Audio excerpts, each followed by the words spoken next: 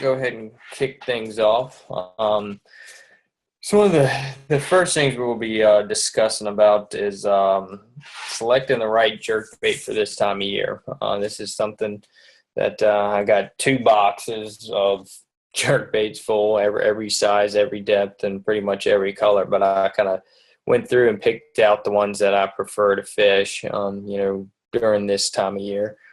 So first things first, a lot of people don't realize how shallow fish go during the winter time. A lot of times in the morning times, low light conditions, the fish are up on shallow flats feeding. And I found that to be very successful during, very cold times is going to a shallow, flat, close, some deep water, and fish are up there feeding. It could have, just a stump here and there. It could have maybe just a little bit of brush, but it seems like the fish like to get lower first thing in the morning. And what I'll do is I'll run around and I kind of fish a shade pattern. You wouldn't think during the wintertime, to really fish a shade, but, I'll, follow the banks that have, shade on them. And so, I'm looking for kind of banks on the west side of lakes where, the sun hasn't hit it yet. And it kind of extends that feeding zone, that feeding time. I like to start out with a shallow jerk bait to see what kind of, mood they're in. And a lot of times in like a low light condition, I like Megabass Vision 110 plus one. A 110. And I normally start out, low light conditions with this is a grape, Megabass, and I'll take that and, I'll vary my trees in the morning. It seems sometimes I do anywhere from a 3 to 8 second pause first thing and kind of see what they're like. But a lot of times it's, it's coming on like a 3 second pause for in the morning. And then as the sun gets up later on in the day, I'll run 3 different jerk baits. I'll have shallow one like a Megabass 110, and then I'll go to a little bit deeper one. Will be something like a plus one right here, and then I'll have a little bit shorter one like this. This is a 78 double D, something a little bit smaller profile. And then I'll go something, depending on the wind condition, big in profile. How I'll kind of break it down, if it's a very sunny day, I want something with some reflection in it. This is GP threadfin right here, very, blueback, good for blueback lakes, and has, reflectant sides on it. So something where, the sun's out and, it could be a little bit of stain in the water or whatnot, but it really reflects very well. And what I'll do is, I normally want to key on, that first or second break with these jerk baits. What temperature range do you call cold water? This is pretty much anywhere from 40 to 50 degrees. It's most lakes here in Virginia, they don't get below 40 degrees. This is, this webinar will be, kind of going through that style water temperature, from 40 to 50 degrees. Let's see, where was so what I was saying with, with, not much wind or anything like that, very calm bluebird skies, you want to downsize your bait. A lot of times you're sitting there looking at it, just waiting. So something, very low profile, like, 78 double D, sometimes I'll just put a little bit of lead around that hook to get it even deeper. But, I'll fish it on 8 or 10 pound tests. There's calm, clear lakes, they're sitting there and they're just right back behind it. So, I'm doing, twitch, let it pause. And then a lot of times what I'll do, a lot of times in between, I'll take it, and what I've been doing a lot lately is just pulling my line a little bit.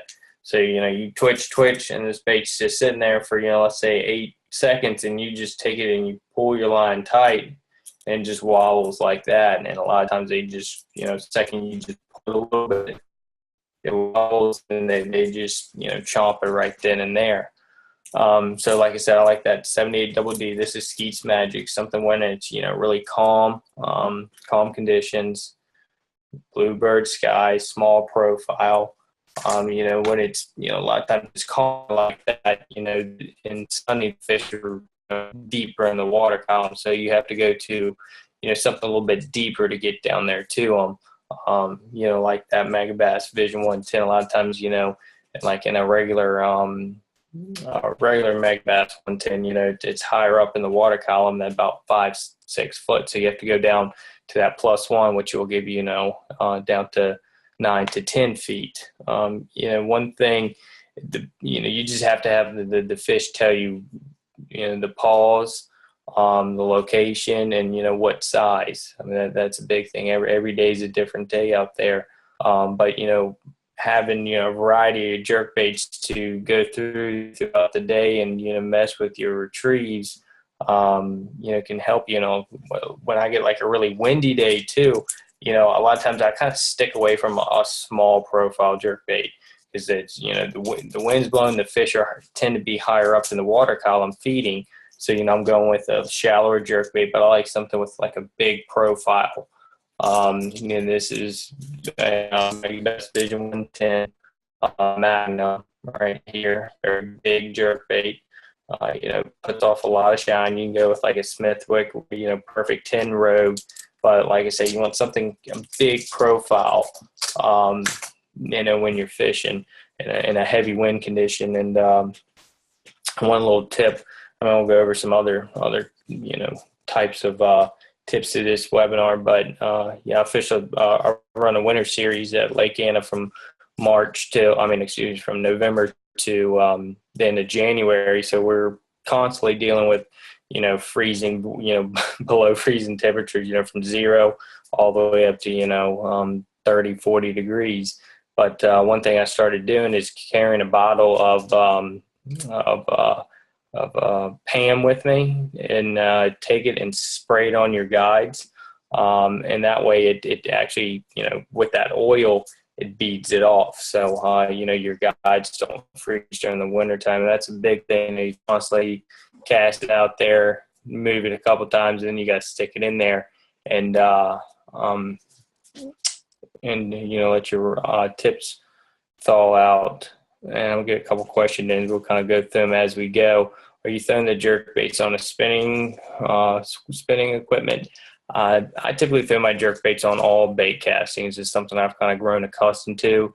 It just seems like, it just feels more awkward to me when I fish, jerk bait on a spinning rod. What I like to use is, of course, this is a, co-sponsor of Cash Rod for this webinar.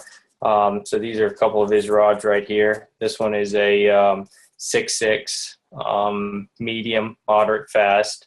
I prefer a 6.6 rod. Something when you're standing at the front of the deck or in the back of the boat, your rod is not slapping in the water. And I tend to go with his CRT series has the larger guides compared to the Elite series, it's smaller guides. So this way the rods, the eyes don't freeze up as quickly as the Elite series. As far as gear ratios go, I like a 8-to-1 or a 7-to-3 on fishing jerk baits, 8 to 10 pound test fluorocarbon. And one thing I'll do a lot too is when you're fishing jerk baits, you want to constantly be retying because you're casting out there, you're twitch, and you're constantly stretching your line. So you want to take time and retie about 2 to 3 foot above your knot. That way you don't constantly stretch your line. A couple other questions. Do you switch and pause more in cold water than traditionally done in warmer water? And that is a tricky question because that was about probably 3 weeks ago. And we had a tournament. It was, I don't know, the high was like 35. Water temperature was in, 42 to 43, and we were doing an 8-second pause, which, that's kind of, a long pause, 8 to 10 seconds. The week prior to that, the water temperature was the same. The water temperature was the same, but we were doing a 4-second pause. really, not much has changed, but they just wanted a longer pause that day. But typically, the colder it is, the longer I'm going to let that jerkbait pause. And one thing, it just takes time to get out there and, look for certain areas. You're sometimes a suspended fish can be the hardest fish to catch. Finding areas that, channel swings is a big thing. We always look for is anywhere a channel bumps up against to a bank, because you have deep water, you have that, good first drop, you have that good second drop. And it's a channel is a highway for a fish. If a fish is going, or bait's going to be migrating, typically it's going to be migrating through the channel. And that's what, we just follow the channel going around, see where it's, bumping at. And, that's how we normally catch, a lot of suspended fish, is finding those areas. Also, anytime any, good point comes up, something, not a long running point, but something that, has a good drop to it, because, we'll have, the wind blowing over a point, and then it's, on the backside, it's, acting like an eddy. So the fish are sitting on that backside, that break, and, the fish or the bait's getting blown over that point. And they're sitting right there eating and then picking the right, depth jerk bait, seeing where that bait's at. And then, getting down there, twitch, and then let it pause. And I mean, the biggest thing people don't realize is when you're fishing a jerk bait, a fish is not just going to be typically hanging out in the middle of nowhere. It's going to be suspended above, break or, brush or, some type of structure or whatnot. But you got to imagine where your jerk bait is according to that location, that break, that first good drop. So when you're, you cast it out there, you might have to reel it, 2 or 3 times, but you want to start twitch, pause, and you want your jerkbait pause right over that break. Because if you're, you pause it back here, and then, you jerk, and you get it over top of that break, you might lose that fish's interest. But having, your bait presented at, the right depth and right timing is everything too. So having that bait there can be very beneficial.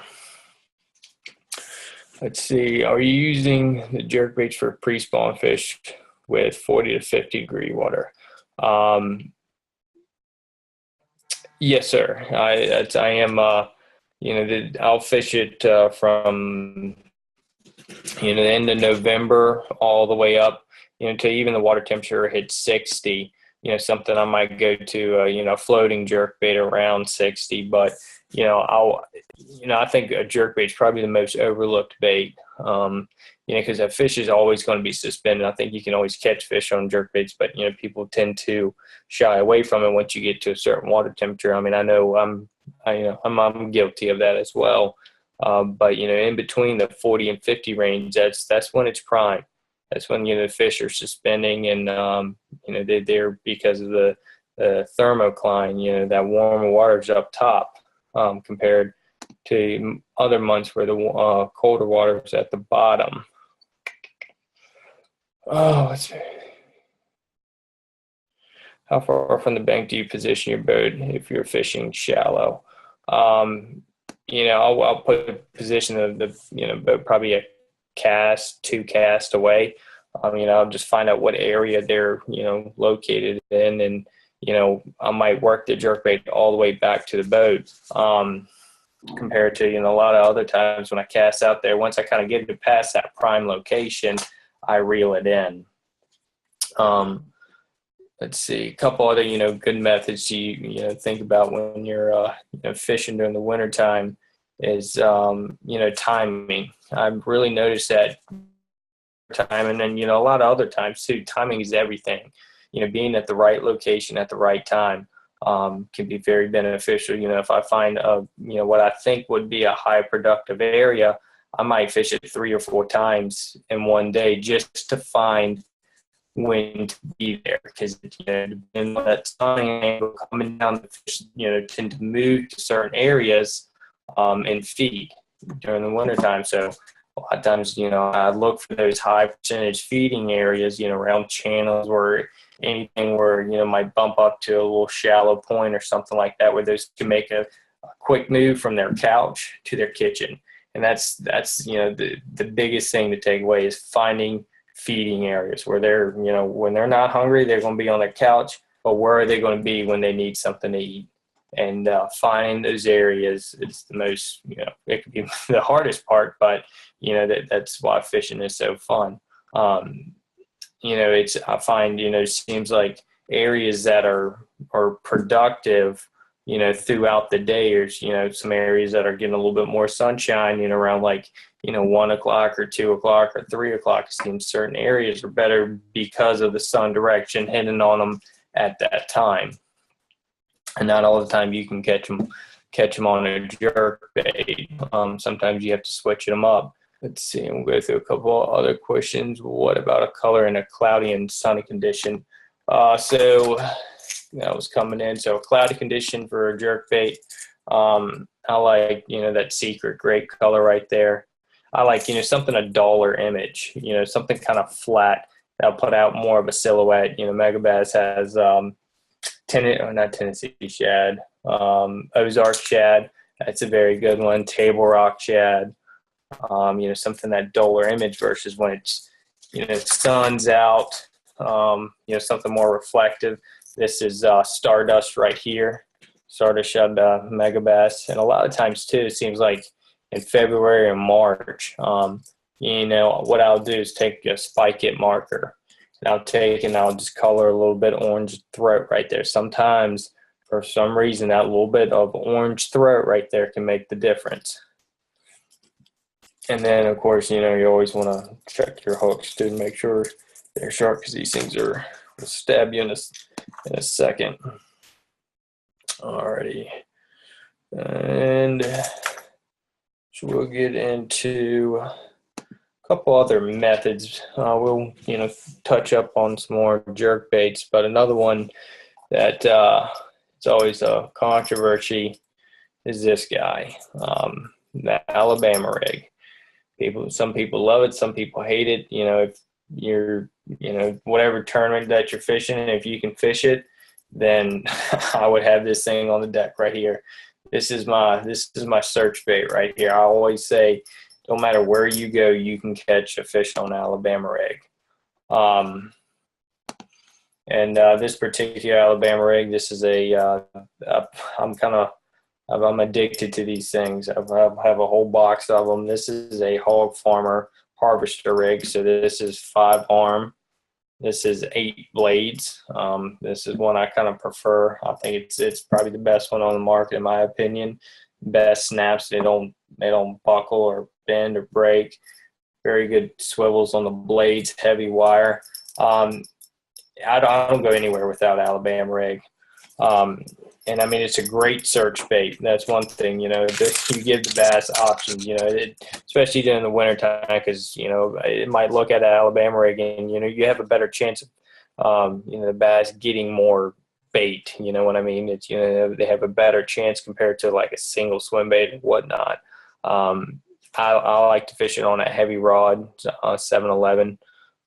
Foot swim bait rod by Cashin, 5-4-1 gear ratio. That's what I kind of prefer with 50 pound braid. I hear it all the time, braid versus mono. I honestly, it doesn't matter. You take 20 pound mono, and I mean, it's not going to look at a line. Look at that. You look at all that stuff you have on right there. It really doesn't pay any attention. I don't think it comes matter to line. It's more so your speed and what you have on the back. I see a lot of guys that'll throw Alabama rig and let it hit the bottom. I kind of use it to find out where that fish is suspended, and same thing, kind of fishing with a jerk bait in Alabama rig. I'm kind of keying in on my graph. I want to find out where that bait is. That's going to tell me where I need that Alabama rig at. And jerk bait, if I see the baits around 15 feet, and I want to count it down to 15 feet, and I want to start reeling. One thing with this Alabama rig, I don't keep my rod in just one position. I constantly, as I'm reeling it, I'm constantly taking it and moving between left and right. So the whole time that thing's coming through the water like that, I found, a lot of times when I'm, sweeping from side to side, they sit there and, that's where I get my strikes is when I, take it and start turning it. Because a lot of times they'll, come up. I've seen, a lot of videos and had a lot of fish kind of hit at it. They'll just sit there and, follow it up to the boat. But when you make that sudden change or, stop and pick it back up again, it just causes that reaction strike. As far as weight-wise goes, this is typically my go-to. I run 4 1/8 ounce jig heads on the outside, 3.5-inch Cascade swim bait. That's what I prefer. And I actually like something with you can see how that's bent out a little bit there, but I fish something kind of a lighter wire on my outside jig heads. That way, if it gets hung in a stump or a brush or who knows, I can take it, and a lot of times I can straighten that hook out a little bit, especially using braid. Because, you lose one of these things, you're looking at $30 down the tank. So that's why I kind of fish off a lighter wire jig head, just in case I get hung up, I can pull it through. And then the middle, I go with a heavier jig head and stouter hook. That's a 3/8 ounce jig head, and then I'll go to a 4.5-inch Castaic, Kayatek, and then I'll always like to make that center one. My kind of chartreuse is fading on that one a little bit, but I'll put a chartreuse tail on there. I want that one, the one in the middle, to stand out from the ones on the outside. That's a big thing. It's and a lot of times that's where I get the bites at. As far as the Alabama rig, I find it more productive, between 45 and 60 degrees. It seems like once it gets down to that like 42 degree water temperature, I just lose confidence, to be honest with you, a little bit. I tend to lean more on that jerkbait. But there's been days where I've caught them in 43 degree water. The wind's blowing, the fish are aggressive. It's just one of those days where I think they might have bite anything. But like I said, it's a great search bait. Kind of one thing when also they'll kind of, it'll fall into this webinar is paying attention to what that bait's doing. The bait fish, where it's at, where it's located in the water column. Because a lot of times, if I'm out there and I ride in the area and I see the bait's on the bottom, bait's locked onto the bottom, I keep riding, the bait's locked onto the bottom. That kind of tells me that the suspended fish might be tough to catch today, and I might have to rely on a couple other different methods. Any type of post frontal conditions or anything like that could affect the fish. The fish. You gotta go to something on the bottom. And the best thing for relating to fish on the bottom are 2 baits. And this is the jig and blade right here, or silver buddy, blade bait, whatever you want to call it. I like these jig and blades compared to the silver buddies. I like the eyes on them. And I'll take, especially during the wintertime, I'll take smelly jelly and rub it across, the blade right here to give a little bit extra scent.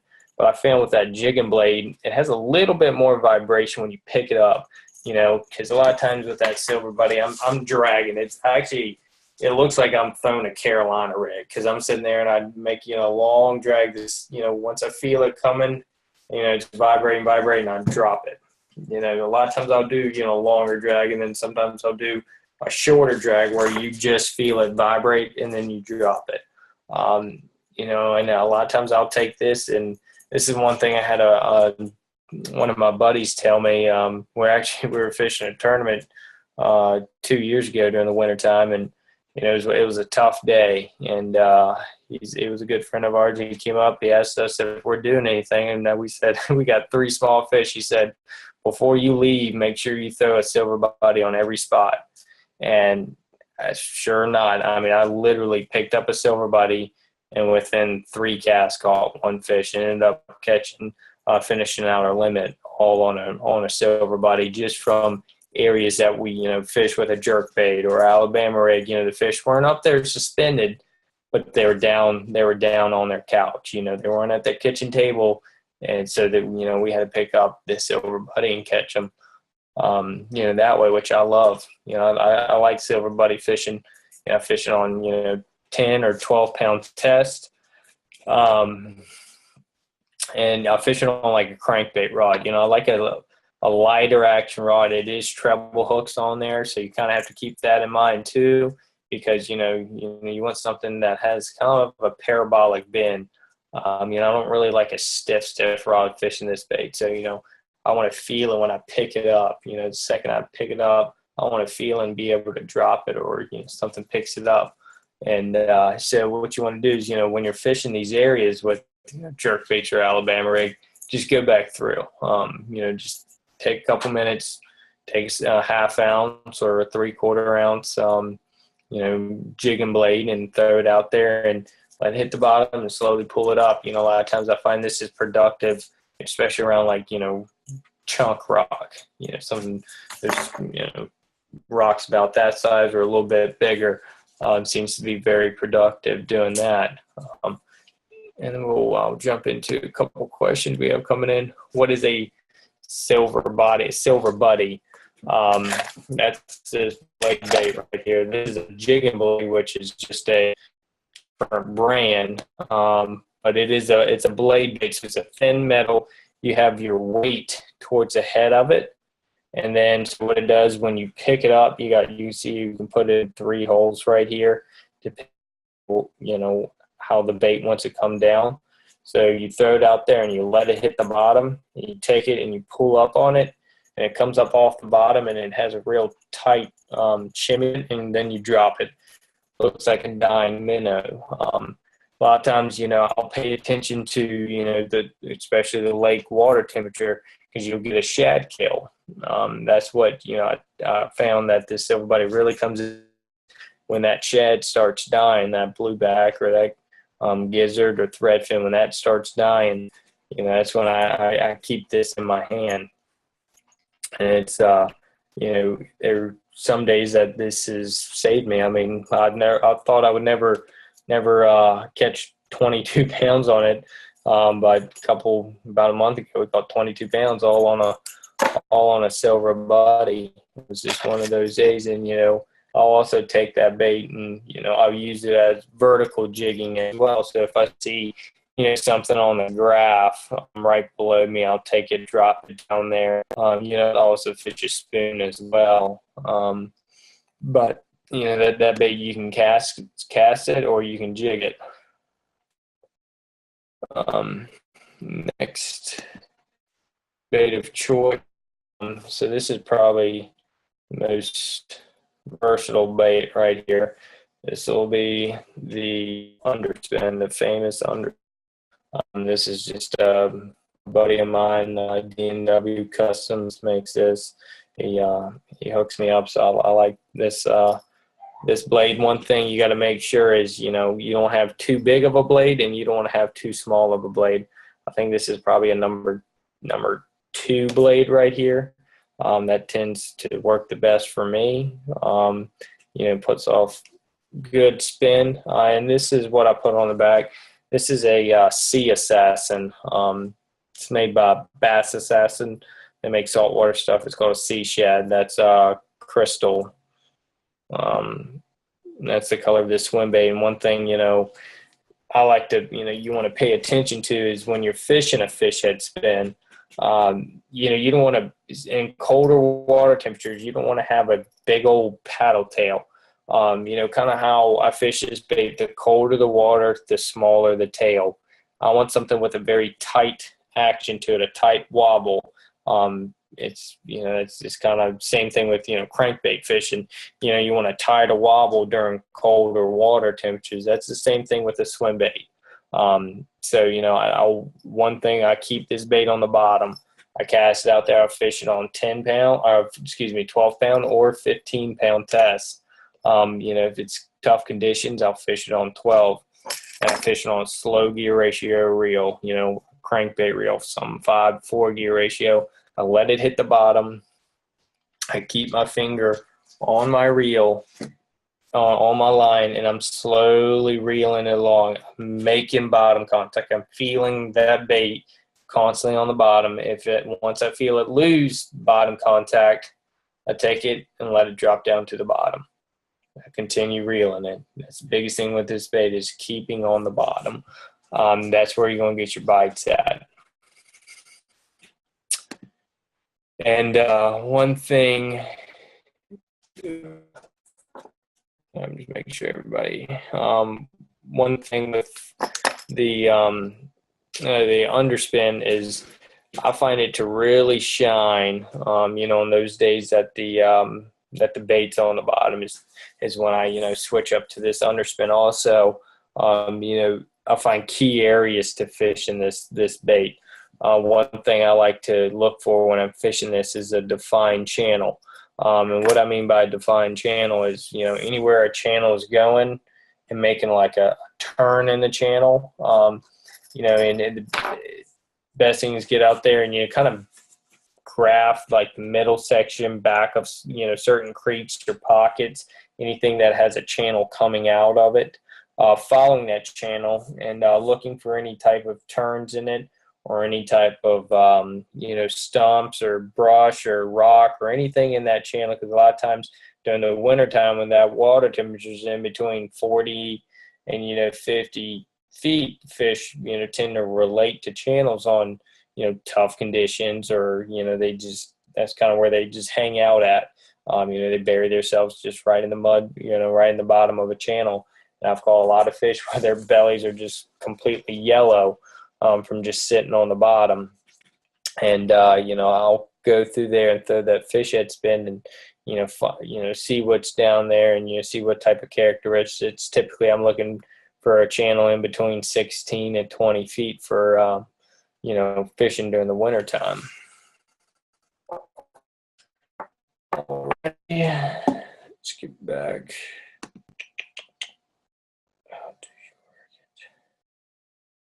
Let's see.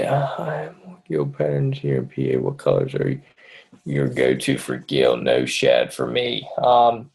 So a gentleman lives in Pennsylvania. He has more gill patterns up there. What colors would you go for gill? They don't have any shad. So GG gill is one by Megabass. It's a very good looking gill.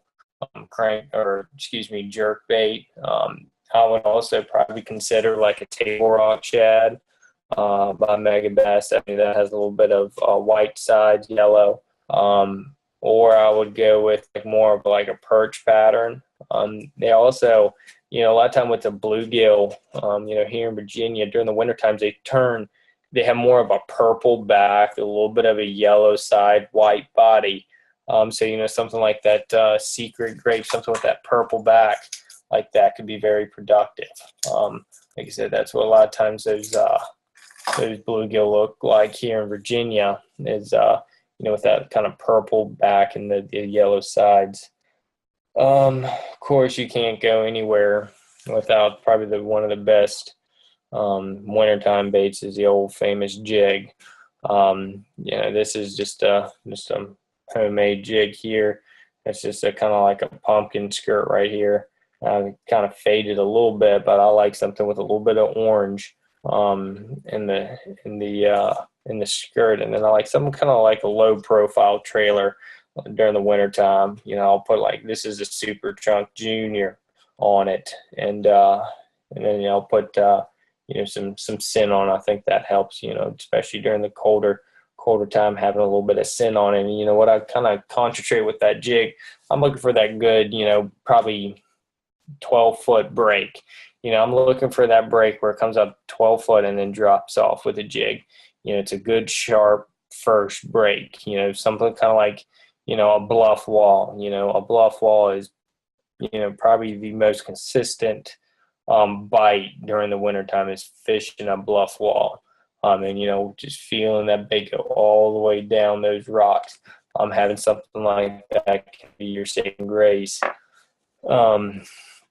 And, pretty much that's as much, jig fishing, that you fish around docks, keep it under trees, anything like that. But we'll get into just a quick, crankbaits. A lot of times I'll fish a crankbait till it gets about 45. I'll still throw it a little bit, but I'm just I lose confidence. It seems like that 50, 58 tail. Of course, anything above that, they'll bite a crankbait. But one of my go-tos is having something that has a tight wobble, small profile that gets down deep.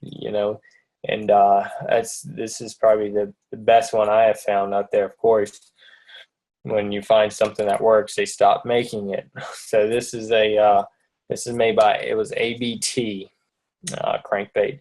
It's a very small profile, so that's like 2.5 inches, but it has a big bill on it. So that bill goes down about 10 feet. And one thing I like about this bait, it suspends.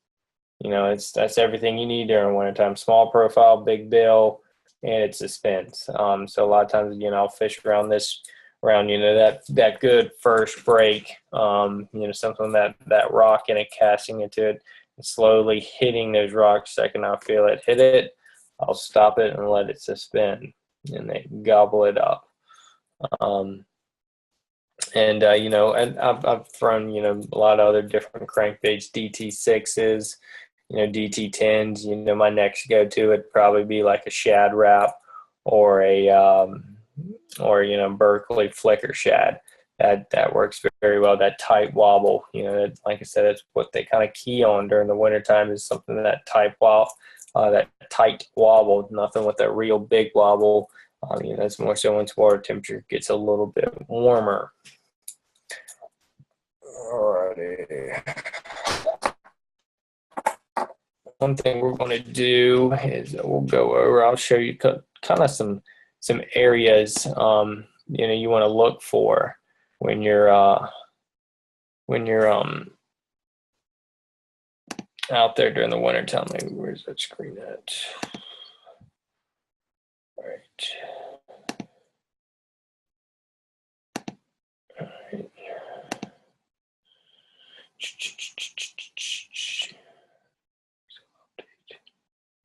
We do this and try and get back over. All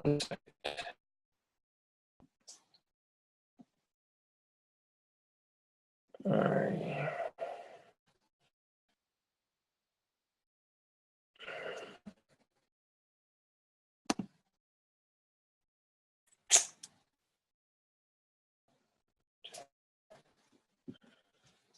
All right.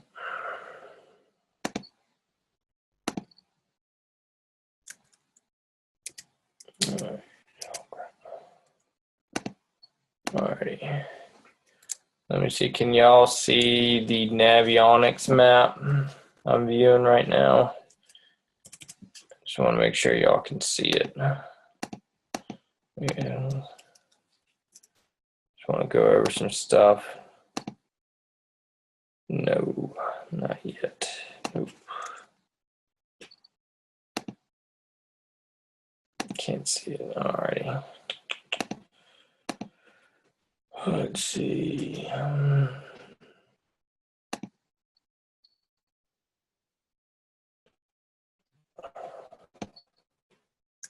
All right. Tell me if y'all can see it now. Nothing. Sometimes this thing will be a little bit tricky.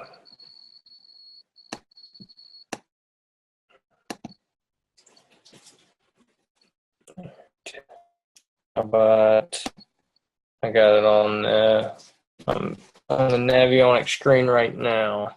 Let me see if that did it. I apologize. Oh, yes. There we go. Alrighty. All right, so this is one of my favorite lakes right here. It's called Smith Mountain Lake. And I'll just go over some kind of useful tools that I like to use, fishing during the wintertime, just some stuff I like to key on. So for instance, this is a free app, so you can go to Navionics website and view this. So I like to come here to menu, and then you have the map options. The safety depth right here. So right now it's set at 19 feet. So everything in white is 19 feet or deeper. Everything blue is 19 feet or shallower. So this is kind of a tool I like to use to find certain areas, certain feeding areas. So for instance, let's turn the sonar charts on. So this will be the high definition map right here. So one thing, this is your main channel right here. Of course, that channel is coming up and bumping against this bank, so it's allowing to have a very, kind of sharp break to it. One thing, I'll come through and look at areas that have, good characteristics. I'm looking for that first or second drop, that goes into deeper water. And of course, you have the channel right there where those, the bait's going to be migrating up and down, but they have, access to shallower water to feed. And then it kind of rolls up here on the left-hand side, or rolls out to the point. That's if fish can go up there and roam in the morning times, and a lot of times you can catch them, like I said, shallower at that time of the morning times, and then you can take this channel, follow it over as makes the next back to land. And I mean, this is kind of the pattern I like to run. You have right here on this point on the left-hand side, you have, point that kicks out, but you also, again, that, good sharp break right there. And, finding the sweet spot is the biggest thing. Every point has its, sweet spot. One thing I've kind of learned to, pay attention to is whenever you catch a fish, make note of it. Kind of look up right when you catch it. Say, okay, I caught in front of that oak tree, or in front of that sign or whatnot. And then once you come back, you realize, okay, I caught a fish right there in front of that oak tree. And so you make that same cast, and paying attention to little details like that. More fish in your boat. During wintertime too is, don't leave fish to find fish. A lot of times I find they're going to be grouped up in one area. We'll catch, 3 or 4 fish off of one spot. A couple weeks ago, I went out to a local lake, and I was throwing a jerk bait. And one thing, sorry to backtrack on it a little bit. But one thing I like to do also is fish a jerkbait over. Oh, you lost it. I'll come back to the Navionics map in just a second. But I like to fish a jerkbait over top of brush. What I'll do is pick like a 110 or something where I could fish physically over top of that brush. I cast it out there. You kind of want to stay far off and make a long cast, twitch, and then let that jerkbait pause over top of that brush pile. A lot of times they're not in the brush pile; they're on the outskirts of it. So you want to keep that in mind. Especially on a sunny day. A lot of times I get a calm sunny day. And then, if it's all else fails, what I'll do is just take a jerkbait or, a jig and just run around and fish in brush piles that I know of. But, like I said, I'm making casts on the outside of them, and, I'll catch 5 or 6 fish off of one brush pile. All right. All right, one thing, we'll go see if we have any more. All right. All right. I get my helpful tool. All right, we'll be back to the map.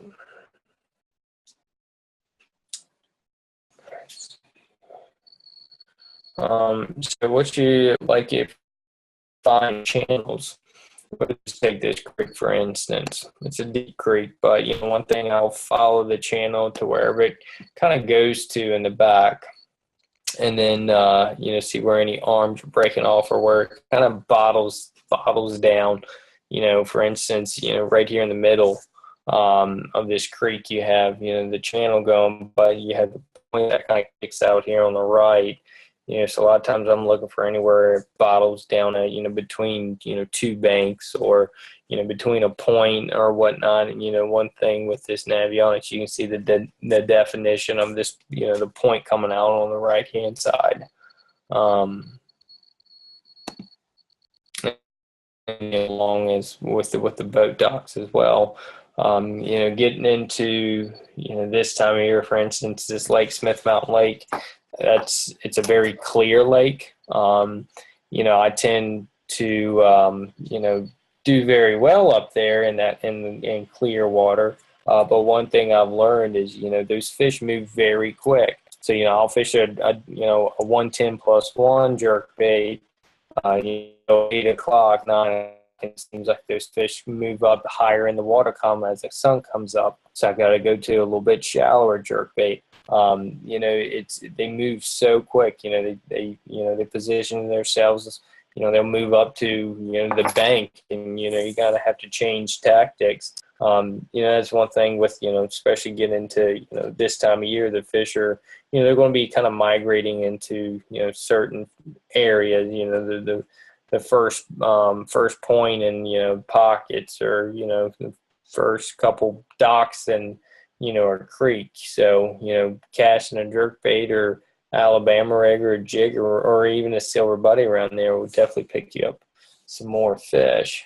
So I just want to take a couple minutes and go over any questions that y'all might have. So what line weight and type for extremely cold water? So if you're fishing, jerk baits, or, crank baits or silver buddies, 10, 12 pound test. A lot of times with my jerk baits, pretty much I fish 10-pound test. I'll scale a 78 double D down to 8-pound test if it's really, really cold and really, a clear body of water. But majority of the time I'm keeping it between 10 and then 12 on majority of the stuff. See, what color jerk baits would you use for 48-degree water? Example, Bugs Island. That's one of my favorite lakes. So Bugs Island is can be a little bit tricky. Depending on what part of the lake you're at. Clarksville is a little bit, can be a little bit more stained. I'll go with more like a darker color bait. For instance, this one right here. This is GP threadfin shad, a little bit darker color, and I've killed them on that lake before on this one right here. And something a little bit darker color, you want a little bit darker bait. Once you go like further down lake, it gets really, nutbush is very clear. And I'll go to GP skeleton shad, like down in nutbush, clear water. I've done really, really well in this one. That will have, a chartreuse bottom, and then has a purple back, kind of translucent. You can see, that clear water, those fish like a translucent bait. Springtime too, jerkbait fishing, I've found, like I said, with orange belly, but also clear water, go with something with a chartreuse belly. Seems like it really makes a difference. That was a good question. Have you fished a deep diver in jerkbait in cold water? Yes. So when it gets really cold, I'll go to like a 100 double D. That's about 12 foot, maybe 13 foot. But my go-to is actually it's a threadfin shad. It's made by Cordell. It's a deep diving threadfin, it's a trolling bait, to be honest with you. People troll for stripers with it, but I drill them out, put lead in them, weight them down, and that'll get down about 20 foot. If it gets into tough conditions. I'll be throwing that. It can be a little bit challenging, but that's, 20-foot jerkbait is pretty crazy. But, a lot of times I'm using that jerkbait to touch, that 15-foot water column. Can you get us back to full screen? I will try. Let's see. Honestly, I don't know how to really work this thing. I'm sorry. I don't know how to get it back to full screen.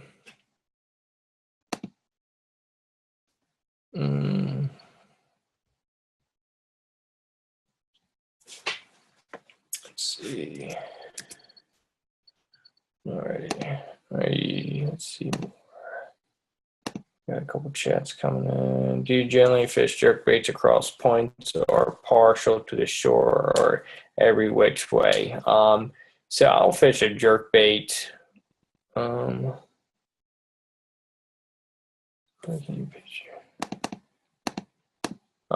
I'll fish a jerkbait, just down a bank. But a lot of times, I'm looking at a point.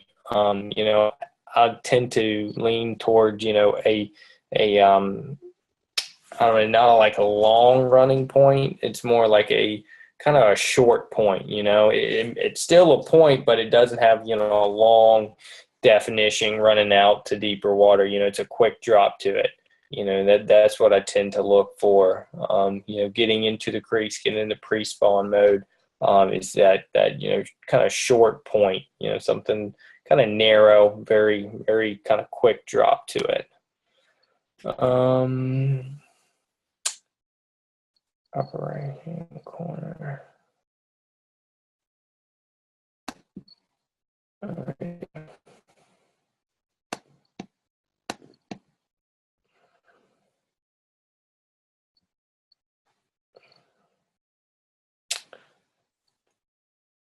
Larger. I think it's the biggest I can get it. I don't know if anybody's. Are the bodies of water that you fish affected by the thermocline?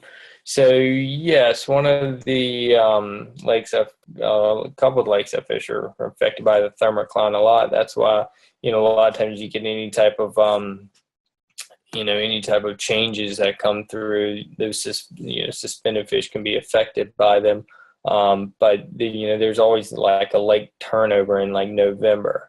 And, really the jerkbait bite really doesn't get going until that lake turns over and that, that bait is up higher in that water column. And the bass are higher up in there. It seems like during that time period before it switches over, the fish are, relating to it a little bit more. Let's see. Alrighty. A couple other questions.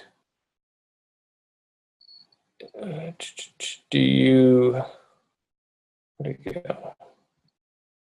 Just saw, do you upsize hooks? That's a good question. So on a 78 double D, something smaller, that's a jackal, squirrel jerkbait, or that 78 double D. I don't have it on this one, for instance, but a lot of times I will put a bigger hook. So these are number 6s. I'll put a number 4 on there. And with that number 4, it'll take that bait and it starts slowly sinking it just a little bit more. And, a lot of times that can be a very key bait. Also, it's great for a hook set. I'll show you on this one what I'll do a lot on my jerk baits, depending on the depth I'm looking to do, is I just take wire and I wrap it around that shank of that hook.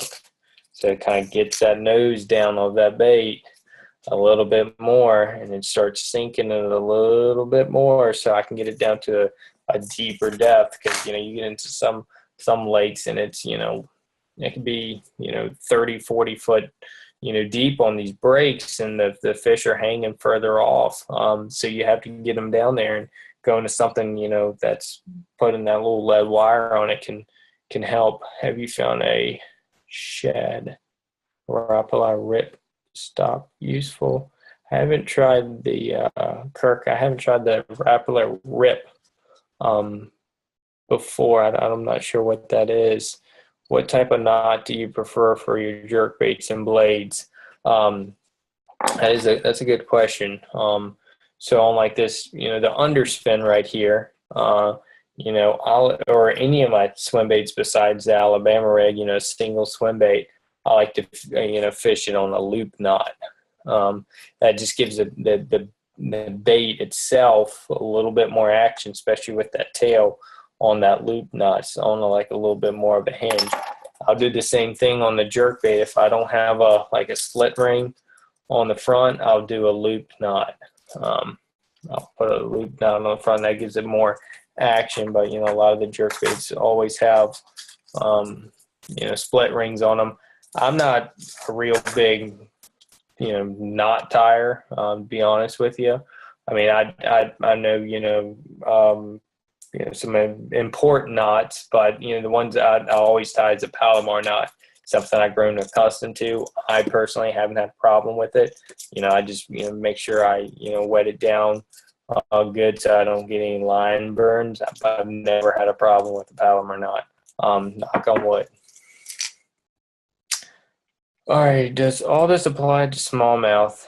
And if so, different. So smallmouth are that can be a webinar in itself. Smallmouth fishing it can be a different beast. Fishing for smallmouth, they tend to like sunny days.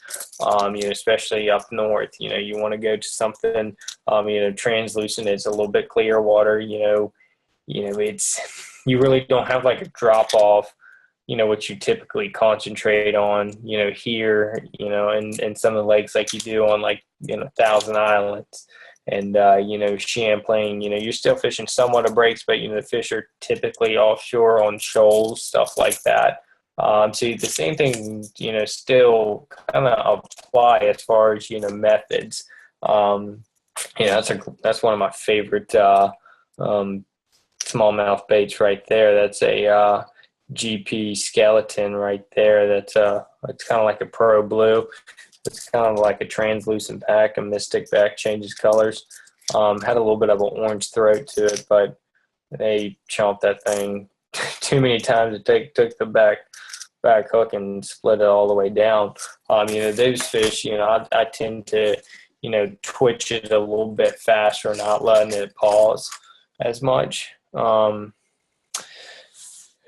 To Mountain Lake in Western. Okay. Donald, he has a question on smallmouth questions referring to the mountain and lakes in the western part of the U.S. I haven't been into the western part of the country smallmouth fishing. I would go out there with kind of the same tactics. If it's a very clear lake, then you might want to downsize an Alabama rig, but fish something like the fish head spin or these jerk baits, or even go to something like a TRD, something kind of small profile, or what is that called? The Mickey fishing, something with that, big head with a minnow on the back, and vertical fishing, still kind of looking for those deep flats is, what I'll find during the wintertime, catch fish on like a buddy or, jig and spoon on deep flat seems to be very productive. What's the rule of thumb for bait color for the day and night? So during the night, fish, a dark color, a black or, blue, something that produces a silhouette up to the light, when it's sunny outside, go something that's more reflective. When it's cloudy outside, go with more of a duller image. Lake James near Morgantown. I haven't been to Lake James near Morgantown. Okay. Morgantown, North Carolina. All right. Well, we're almost out of time. If y'all have any more questions, shoot them to me and we'll go over them while we got like 2 minutes left. But I do appreciate everybody stopping in and watching this webinar. unprepared on some of this stuff, but it's always fun sitting around talking fishing. Wintertime, like I said, wintertime is one of my favorite times of the year to fish. It's I'm a cold weather junkie.